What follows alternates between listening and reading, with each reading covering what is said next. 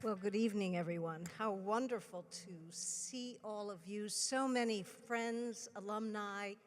You know, Washington is the second largest community of our alumni, and so it's a particular pleasure to see all of you. And, you know, about a third of our graduates specialize in economics and finance and economic development.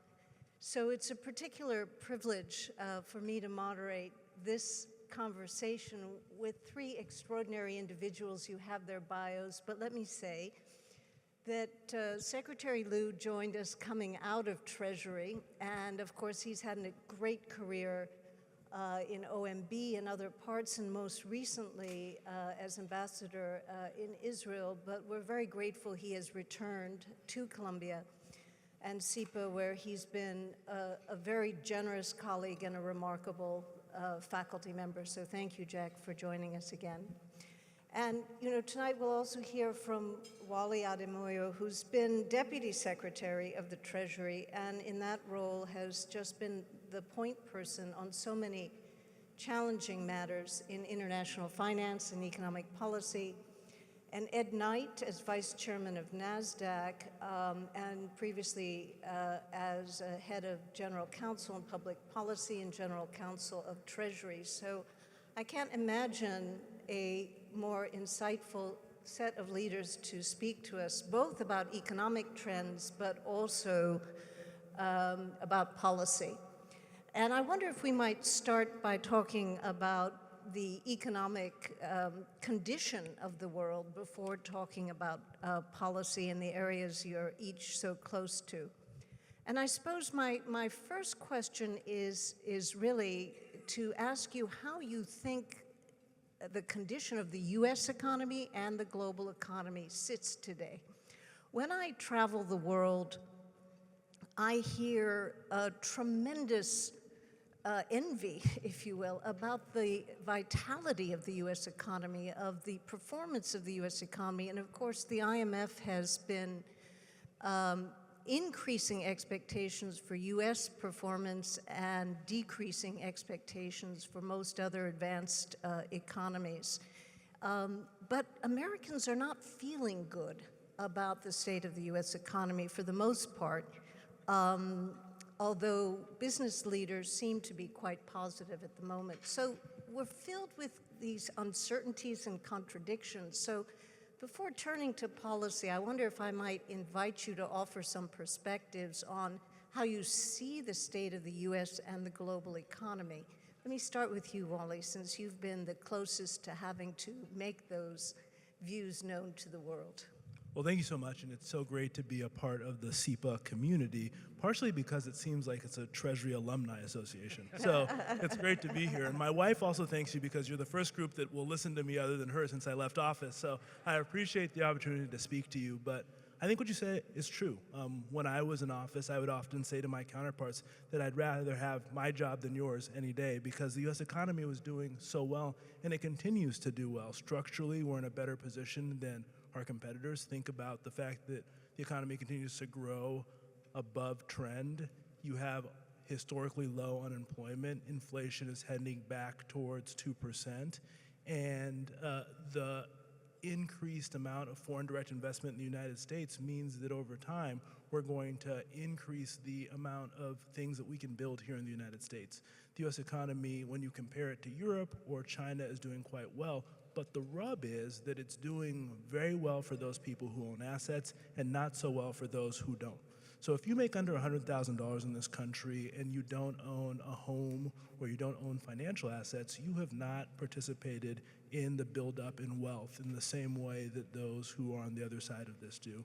And that is where the crux, I think, of the debate in this country is happening in terms of while the economy is doing well at the macro, when you disaggregate that data, working class Americans do not feel like they're doing well. The impact of inflation, the high cost of buying housing, the lack of growth in terms of their overarching wealth has driven a great deal of the discontent that we're seeing today and has put us in a place where a number of them say that the institutions that have been built either domestically but around the world are not working for me, and in large part, that's what policy on both sides of the aisle have been trying to respond to. So I'll leave it there because I often don't get to speak before Jack does, so I'll leave the rest to him. Jack, I invite you to address the same question. And, you know, you and I have traveled together to other parts of the world, China, Asia. How are you seeing global trends? So, Merritt, first, it's great to be back, and I do feel like it's coming home. And my view of the kind of U.S. versus the other economies of the world is very much, not surprisingly, like Wally's. I would much rather have the U.S. Current economic conditions and forecast conditions. At the same time, I think underneath the surface, there are weaknesses. We came out of COVID, I think, with policies that helped America grow faster than other countries did, but with a tail of inflation that was very significant. It was not just the United States, it was around the world as well.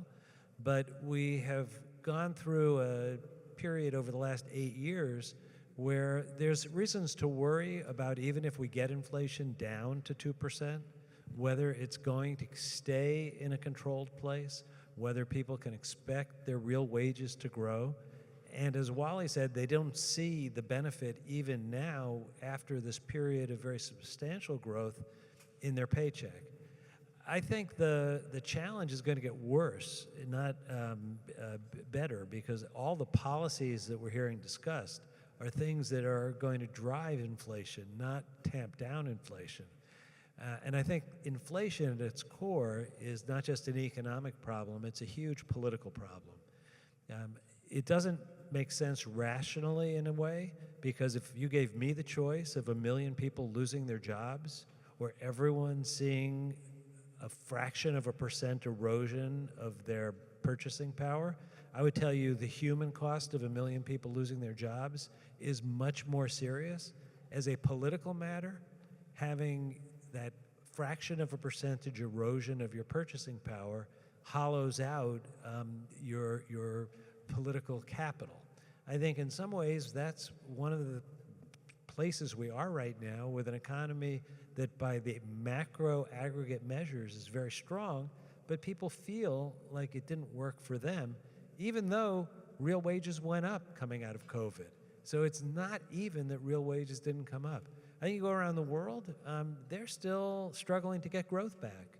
The inflation problem has not been licked in other countries. So I think the challenge is partially political and it's partially economic.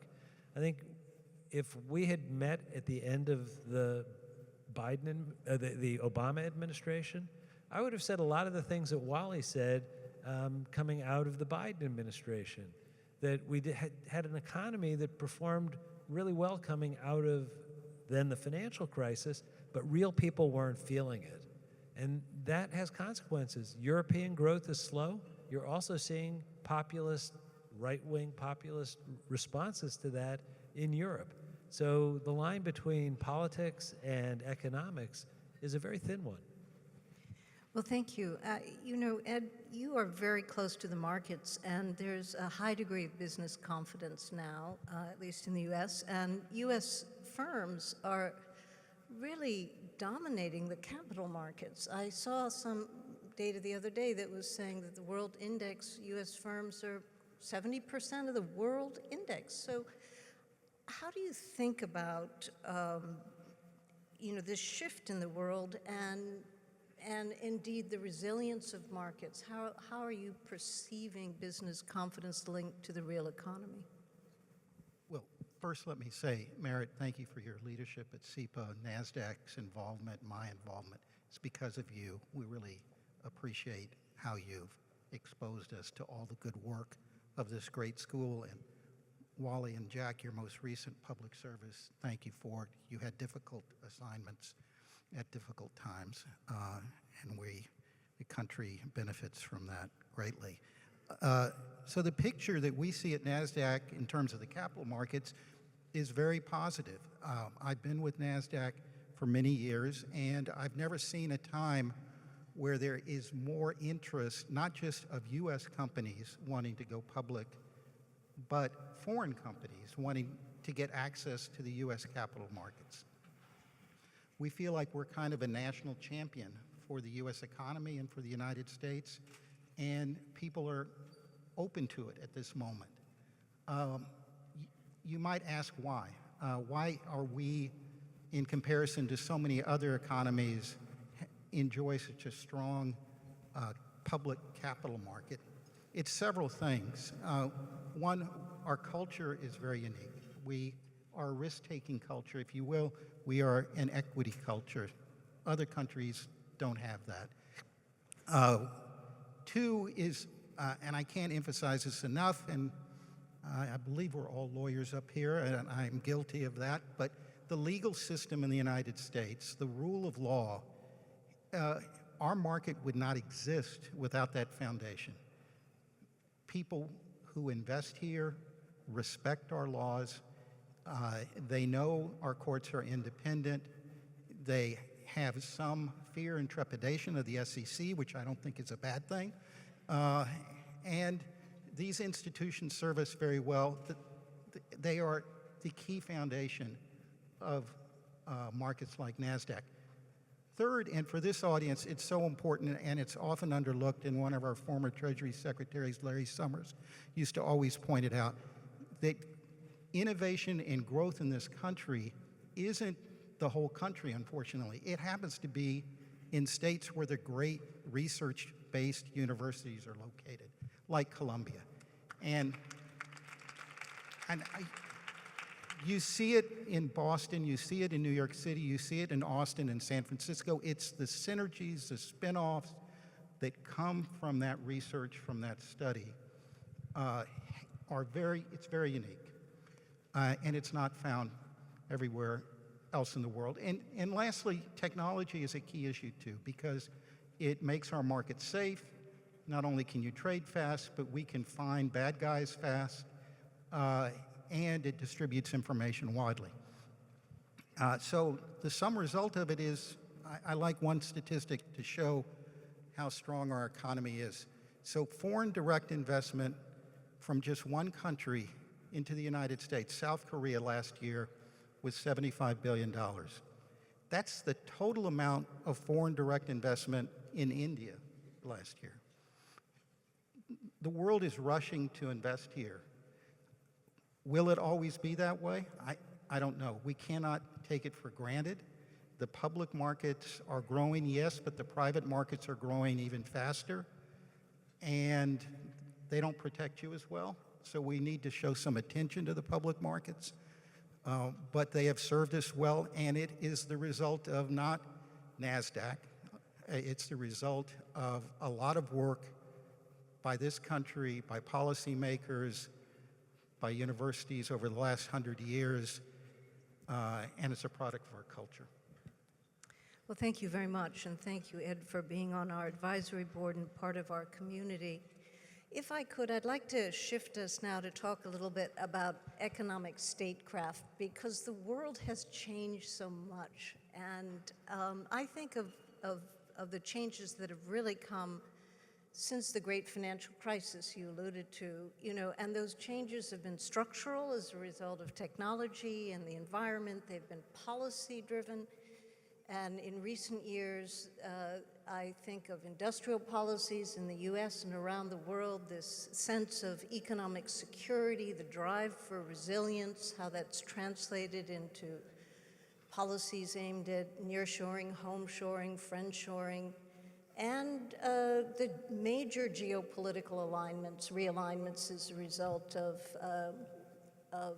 tensions between the US and China, the Russian invasion of Ukraine, and so much more. So these three dimensions have come to change our world very dramatically and have caused multiple administrations to use new tools to deal with this uncertainty and complexity. And so I guess, Jack, I'm reminded you wrote a piece in 2018 in Foreign Affairs saying on the use and abuse of economic statecraft, in which you said the U.S. has come to rely on economic tools to advance its foreign policy goals, and this is only more so in recent years.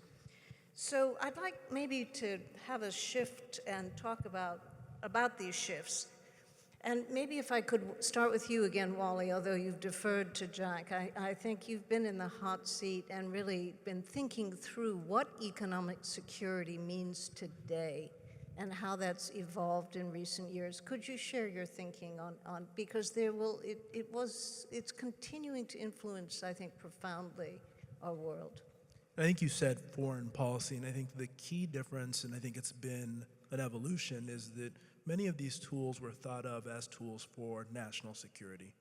And we tried as a country to draw a stark line between the things we would do to secure our national security and things we would do to secure our economic security. In lots of ways, that line no longer exists. We're willing to use these tools. For example, IEPA, which is a tool that hopefully many of you never have heard of, is now being used not just to advance sanctions, but also to advance tariffs. And what this does is that when the United States doing it, it provides us with using the power of our economy to try and accomplish our goals, which is an important thing for us, but it also means other countries will do the same. We did this in some ways when it came to using them for things like outbound investment screening. Or data security protection using IEPA. So new ways of using this tool, and the new administration is doing that as well. But the question really becomes for us, how do we draw lines around how we will use this going forward? And that's shifting today, and I think as that shifts, we're going to see the world also shift alongside it and see other countries think about how they use their tools in a way that will, to Ed's point, lead to a degree of uncertainty for investors until the lines are redrawn about how these tools will be used going forward. Thank you. That opens the door to the question about financial sanctions themselves. And Jack, you were really, I think, the architect of a contemporaneous, or more contemporary redesign of the sanctions regime, and thinking, how effective do you think those instruments are in advancing U.S. objectives? So, Merritt, I think they're hugely important tools, and one of the reasons that I self-consciously addressed it in a doctrinal way while I was at Treasury and then followed up writing about it while I was teaching at SIPA was that we have a real risk that these very important tools get dull if you use them too much. They all depend on the centrality of the U.S. economy to the global economy. They all depend on access to the U.S. market being something that's more highly valued than other sovereign decisions that would be made, that access to the U.S. dollar is valued more than some other domestic concern. In the area of sanctions, what you're fundamentally trying to do is use an economic tool to have a sovereign change its policies because it's important enough. If we were to get to the point where they're overused, so we use it with our friends as much as our enemies, we use it when it's an economic issue that in no way affects any common sense definition of national security, it raises the question of, can you rely on the stability of doing business in U.S. dollars and in the U.S.? I don't think we're anywhere near close to the point of losing the fundamental centrality that is so important to the U.S. economy. I think what Ed was saying about U.S. ability to attract capital is proof that even after quite a few years of much more aggressive use of sanctions, we still have that very desirable position. One of the things that I argued, when I was at Treasury was we shouldn't use them when we don't think they're going to have real effect, when they're really symbolic and not for the purpose of achieving a change. I think we've gotten to a point where that question can be asked, have we overdone that? I think in some cases, even in the administration I served in, that question can be asked. I think the things that I'm hearing about now, even more so. I think the caution has to be not, is it today or tomorrow, but over the next 10 years, 20 years, 30 years, is that rule of law that Ed was talking about going to be something people count on? So I would reserve sanctions for things that are really high priorities, where they can be effective. And in general, we've only seen sanctions be truly effective in a few very special cases. In the case of Iran, partially in the case of Russia, and South Africa was a different regime.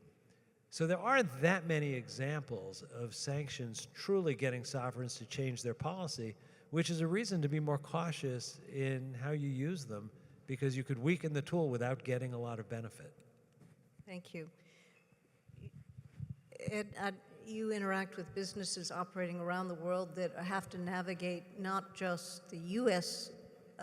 Sanctions and restrictions, but layers of sanctions and restrictions by many countries, some in tension with each other. How do you perceive business leaders responding to the uncertainty associated with these geopolitical realignments and the approaches to economic security and sanctions? How do you see business responding to this changing world? I think over time it's changed. A few years ago, there was a lot of frustration.